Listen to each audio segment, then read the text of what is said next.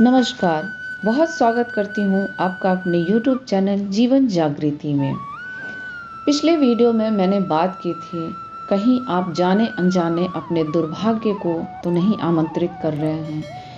आप भगवान की प्रार्थना कर रहे हैं, कहीं आपके शब्दों में ऐसे शब्द तो नहीं प्रयोग हो रहे हैं कि आप सुख की बजाय दुख को न्योता दे रहे हैं, या दुर्भाग्य को सौभाग्य की जगह दुर्भाग्य को न्योता दे रहे हैं।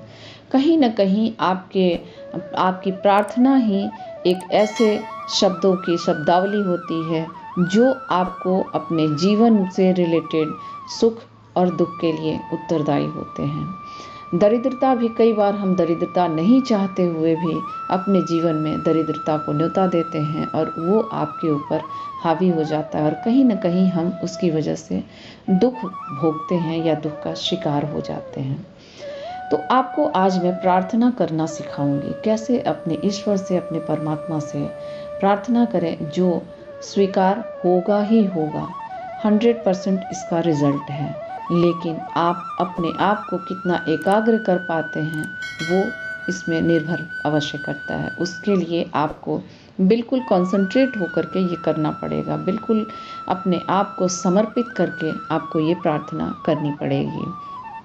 यदि आपने गुरु धारण कर लिया है तो आप उन गुरु को याद करेंगे। यदि गुरु धारण नहीं किया है तो शिव को अपना गुरु मानकर फिर ये प्रार्थना करना है, या जिस ईश्वर में, जो भगवान में आप विश्वास रखते हो, बिलीफ रखते हो, आप उनको अपना गुरु मान सकते हो। जैसे आपने शिव को अपना गुरु माना तो कैसे प्रार्थना करेंगे।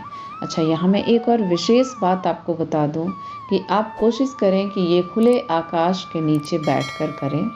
यदि आपके घर में खुले आकाश की समस्या है, यानी आप नहीं बैठ सकते हैं वहाँ, तो आप किसी पार्क में चले जाइए, किसी मंदिर के प्रांगण में चले जाइए जहाँ आप खुले आकाश के नीचे थोड़ी देर बैठ सकें।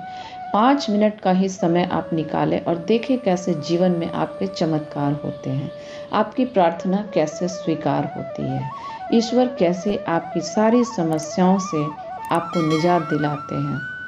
कहते हैं ईश्वर हमारे अंतर आत्मा में ही विराजमान है, लेकिन आखिर ऐसे कौन से शब्द होते हैं कि हमारे अंतर आत्मा के ईश्वर ही हमसे इतने दूर होते हैं कि हम उन तक अपनी प्रार्थना नहीं पहुंचा पाते हैं, या हमारे शब्द ऐसे होते हैं कि जिस प्रकार से वो शब्द, वो उन तक प्रार्थना वो पहुंचनी चाहिए और जो वो स्वीकार करके हमारे दुखों को दूर कर सकते हैं, हम कहीं न कहीं जाने अनजाने ऐसे प्रार्थना को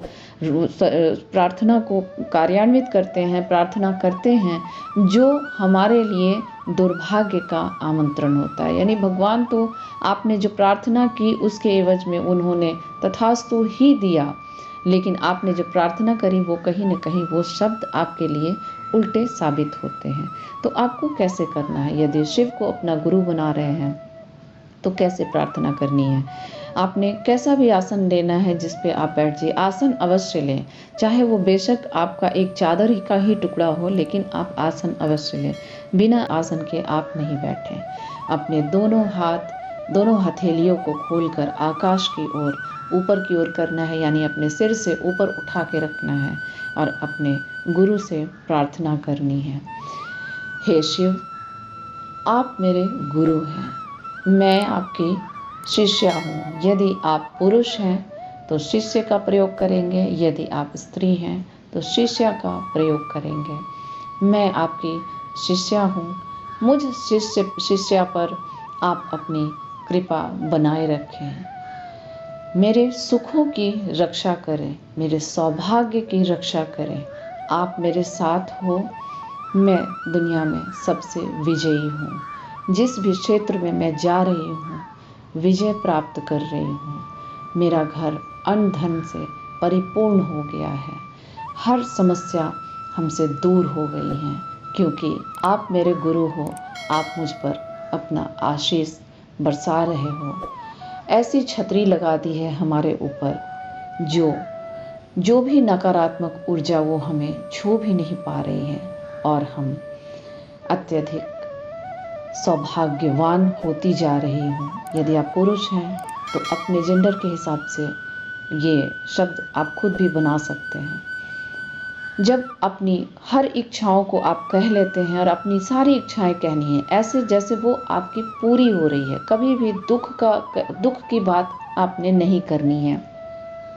सपोज आपको बच्चों की समस्या है तो आपने कहना है, हे गुरु, हे शिव, मेरे बच्चे बिल्कुल लायक निकल रहे हैं, मेरे बच्चे हमारा बहुत ध्यान रख रहे हैं, या मेरे बच्चे का करियर बिल्कुल सुचारू रूप से चल रहा है और वो अपने जीवन में बहुत सफल हो रहे हैं। यदि आप बीमारी से ग्रस्त हैं तो अपनी बीमारी के बारे में, हे गुरु मैं बहुत स्वस्थ हूँ, हे शिव मैं स्वस्थ हूँ, मुझे दवाइयों की कोई आवश्यकता नहीं है क्योंकि मुझे आपका आशीर्वाद मिल गया है, सारी चीज़ें मेरी अच्छी हो रही हैं, मैं खुश हो रही हूँ, दवा मेरे ऊपर फ़ायदा कर रहा है और मेरी सारी स्वास्थ्य समस्याएं दूर भाग गई हैं और मैं बिल्कुल स्वस्थ महसूस कर रही हूँ।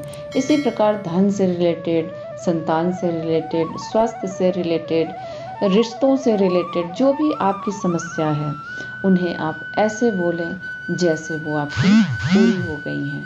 कोशिश करें इनको लिख लें, क्योंकि हर रोज़ जब आप करेंगे, हो सकता है आज कुछ और बोला, कल कुछ और बोलेंगे, लेकिन उससे कोई फ़र्क नहीं पड़ता है। उसको अपनी भाषा में ऐसे बोलें कि आप उन चीज़ों की आपको पूर्ति हो गई है, आप बिल्कुल पूर्ण हो गए हैं, आप बिल्कुल सौभाग्यशाली, सुखी और समृद्ध हो गए हैं।